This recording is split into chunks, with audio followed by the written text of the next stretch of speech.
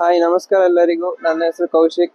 ನೀವು ನನ್ನನ್ನು ಆಲ್ರೆಡಿ ನೋಡಿರ್ಬೋದು ಮುಂಚಿನ ವಿಡಿಯೋಸ್ ಅಲ್ಲಿ ಎಲ್ಲ. ಬಟ್ ಈಗ ಯಾವಾಗ್ಲೂ ಶ್ರುತಿ ಅವರು ವ್ಲಾಗ್ ಮಾಡ್ತಾ ಇದ್ರು. ಈಗ ಸಡನ್ ಆಗಿ ನಾನೇ ಎಂತ ಮಾಡ್ತಿದ್ದೇನೆ ಅಂತ ನೀವು ತಿಳ್ಕೊಳ್ತಾ ಇರ್ಬೋದು. ಈ ವಿಡಿಯೋ ನಾನು ಸ್ಪೆಷಲ್ ಆಗಿ ನಂದು ಈ ಟ್ರಿಪ್ ಬಗ್ಗೆ ವ್ಲಾಗ್ ಮಾಡುವ ಅಂತ ಹೇಳಿಕೊಂಡು ಮಾಡ್ತಿರೋದು. ಸೊ ನಾನು 2 ಮಂತ್ಸಿಗೆ ಯುರೋಪ್ ಹೋಗ್ತಾ ಇದ್ದೇನೆ, ಅಫಿಷಿಯಲ್ ಟ್ರಿಪ್. ಸೊ ಯುರೋಪ್ ಅಲ್ಲಿ ಸ್ಪೆಸಿಫಿಕ್ ಆಗಿ ಗೋಥಂಬರ್ಗ್, ಸ್ವೀಡನ್. ಹಾಗೆ ನಾನು ಯುರೋಪ್ ಇದು ಲೈಫ್ ಹೇಗಿರ್ತದೆ 2 ಮಂತ್ಸ್ ಅಲ್ಲಿ, ಅದೆಲ್ಲ ಒಂದು ವ್ಲಾಗ್ ಮಾಡಿ ಹಾಕುವ ಅಂತ ಥಿಂಕ್ ಮಾಡಿ ಈ ವಿಡಿಯೋ ಮಾಡ್ತಿರೋದು. ನಾನು ಮತ್ತೆ ನನ್ನ ಆಫೀಸಿದ ಇನ್ನೊಬ್ರು ಕಲೀಗ್ ಹೋಗ್ತಿದ್ದೇವೆ ಒಟ್ಟಿಗೆ. ಸೊ ಇವತ್ತು ನಾನು ಬ್ಯಾಂಗ್ಳೂರ್ T2 ಟರ್ಮಿನಲ್ ಇಂದ ಲುಫ್ತಾನ್ಸಾ ಫ್ಲೈಟ್ ತಗೊಳ್ತಿರೋದು. ಇಲ್ಲಿಂದ ಫ್ರಾಂಕ್ಫರ್ಟ್ ಜರ್ಮನಿ, ಮತ್ತೆ ಜರ್ಮನಿಯಿಂದ ಮತ್ತೆ ಗೋಥಂಬರ್ಗ್ ಸ್ವೀಡನ್ಗೆ ಫ್ಲೈಟ್ ಉಂಟು. ಬನ್ನಿ ಯುರೋಪ್ ಸುತ್ತಾಡಿ ಬರುವ.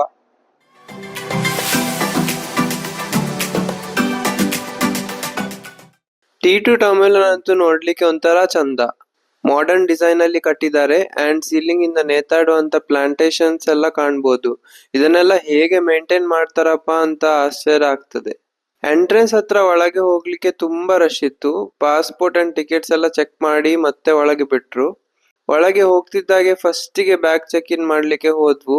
ನನ್ನ ಬ್ಯಾಗ್ ಅಂತೂ ವೆಯ್ಟ್ ಅರೌಂಡ್ ಅರ್ಧ ಕೆಜಿ ಜಾಸ್ತಿ ಇತ್ತು. ಬಟ್ ಪುಣ್ಯಾತ್ಮರು ಅಲೌ ಮಾಡಿದ್ರು. ದೊಡ್ಡ ನಮಸ್ಕಾರ ಅವರಿಗೆ. ಬ್ಯಾಗ್ ಚೆಕ್ ಇನ್ ಆದ್ಮೇಲೆ ನಾವು ಇಂಟರ್ನ್ಯಾಷನಲ್ ಡಿಪಾರ್ಚರ್ ಎಂಟ್ರೆನ್ಸ್ ಹತ್ರ ಹೋದೆವು.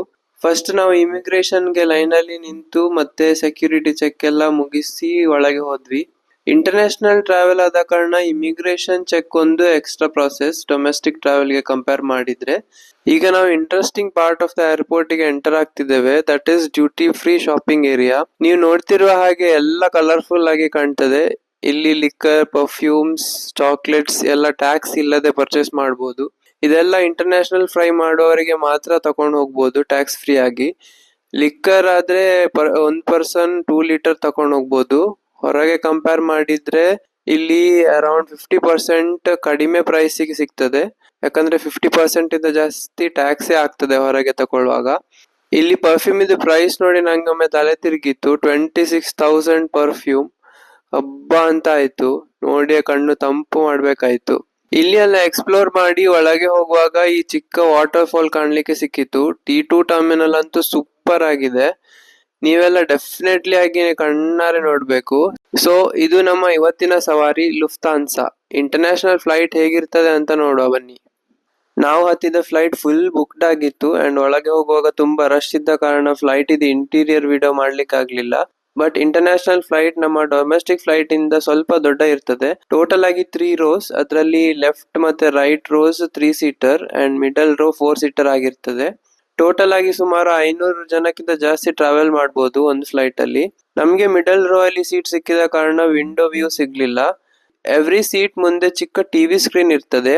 ನೀವು ನೋಡ್ತಿರುವ ಹಾಗೆ ಇದರಲ್ಲಿ preloaded movies, podcast, TV shows, songs ಎಲ್ಲ ಇರ್ತದೆ. ಮೂವೀಸ್ ಅಲ್ಲಿ ಇಂಗ್ಲಿಷ್, ಹಿಂದಿ ಎಲ್ಲ ಕಾಣ್ಲಿಕ್ಕೆ ಸಿಕ್ಕಿತ್ತು. ಎವ್ರಿ ಪರ್ಸನ್ಸ್ಗೆ ಇಯರ್ಫೋನ್ಸ್ ಕೊಡ್ತಾರೆ ಪೀಸ್ಫುಲ್ ಆಗಿ ಮೂವಿ ನೋಡ್ಲಿ ಅಂತ.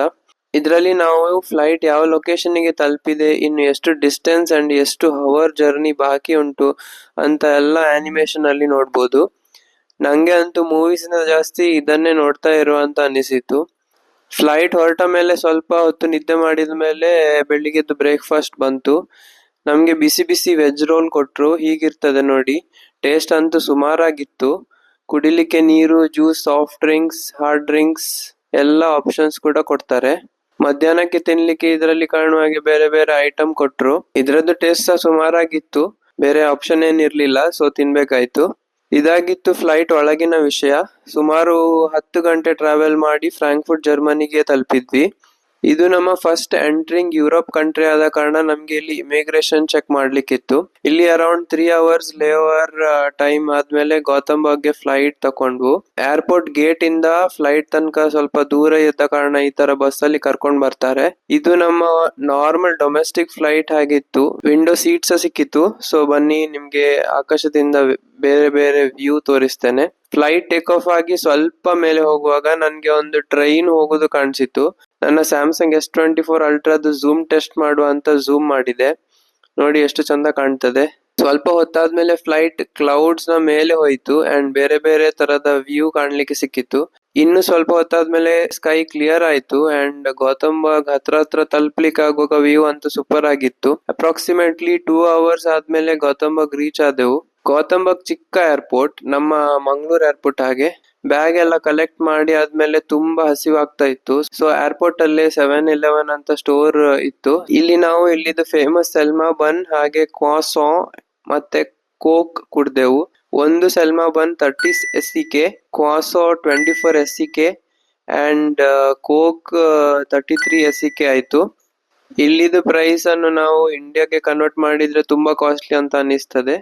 ತಿಂದ ಮೇಲೆ ಟ್ಯಾಕ್ಸಿ ಸ್ಟ್ಯಾಂಡ್ ಹತ್ರ ಬಂದೆವು. ಇಲ್ಲಿ ಎಲ್ಲಾ ಟ್ಯಾಕ್ಸಿಗಳು ವೋಲ್ವೋ ಮರ್ಸಿಡೀಸ್ ಇದೆ ಆಗಿತ್ತು. ನಾವು ಎದುರಲ್ಲೇ ಇದ್ದ ಮರ್ಸಿಡೀಸ್ ಟ್ಯಾಕ್ಸಿಯಲ್ಲಿ ಲಗೇಜ್ ಲೋಡ್ ಮಾಡಿ ಹೊರಟೆವು. ಈ ಟ್ಯಾಕ್ಸಿ ಅಜ್ಜ ತುಂಬಾ ಫ್ರೆಂಡ್ಲಿ ಆಗಿದ್ರು. ಆನ್ ದ ವೇ ಸ್ವಲ್ಪ ವ್ಯೂ ಎಂಜಾಯ್ ಮಾಡಿ 30 minutes ರೈಡ್ ಆದ್ಮೇಲೆ ನಾನು ಹೋಟೆಲ್ಗೆ ತಲುಪಿದೆ. ಟ್ಯಾಕ್ಸಿ ಬಿಲ್ ಏರ್ಪೋರ್ಟ್ ಇಂದ ಸಿಟಿಗೆ 600 SEK ಆಯ್ತು. ಈ ಹೋಟೆಲ್ ಹೆಸರು ಸ್ಕ್ಯಾಂಡಿಕ್ ಯುರೋಪಾ. ಬನ್ನಿ ಒಂದು ಚಿಕ್ಕ ರೂಮ್ ಟೂರ್ ಮಾಡಿ ಈ ವಿಡಿಯೋ ಅನ್ನು ಎಂಡ್ ಮಾಡುವ. ಇದು ನನ್ನ ರೂಮ್. ಎಂಟರ್ ಆಗ್ತಿದ್ದಾಗೆ double bed, TV, study table with chair, window view, ಇಸ್ತ್ರಿ ಪೆಟ್ಟಿಗೆ ವಿತ್ ಸ್ಟ್ಯಾಂಡ್ ಎಲ್ಲ ಇತ್ತು ಅಂಡ್ ವಾಶ್ರೂಮ್ ನೋಡಿ ಫುಲ್ ನೀಟ್ ಅಂಡ್ ಕ್ಲೀನ್ ಆಗಿತ್ತು.